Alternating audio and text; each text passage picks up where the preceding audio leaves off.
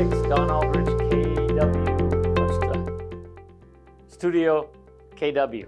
Studio K, that's what we call it here. No pressure, no diamonds. In geology, as I said earlier this week, you can't have one without the other.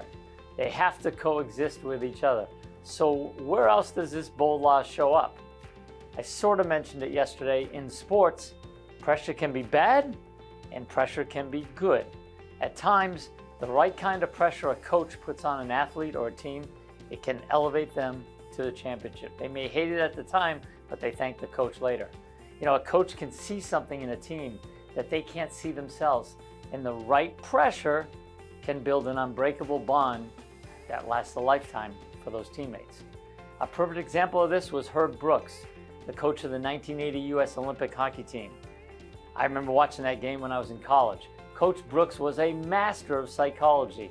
Over the course of about 7 months, he took a team of college players who really didn't know each other. They were from competing universities, and with unrelenting, overbearing daily pressure, he got them to hate him together.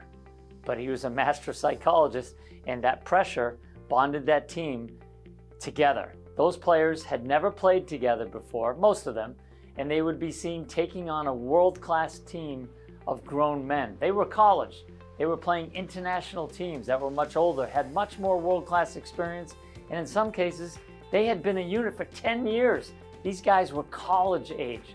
Coach Brooks knew he had to be their coach and not their friend if they were to have the slightest chance to compete in the Olympics. His daily pressure at practices and on road trips was legendary. The pressure that he placed on them created a bond amongst each of them that led them to upset the heavily favored Soviet Union hockey team at the 1980 Olympics at Lake Placid, New York. It's still heralded as the greatest upset of all times in sports history because of Coach Brooks' pressure. So to a man, those players now, 42 years later, they thank Coach Brooks, rest in peace, for that pressure he placed on them 42 years ago. They know without that pressure, they would never had that diamond. They would have never had that gold medal placed around their necks. It's a great story. Watch the movie Miracle. Whether you're a hockey fan, maybe not even a sports fan, it's clean, there's no swearing. It's great. The movie Miracle, it's a classic example of no pressure, no gold medal, no diamonds. Have a terrific Thursday.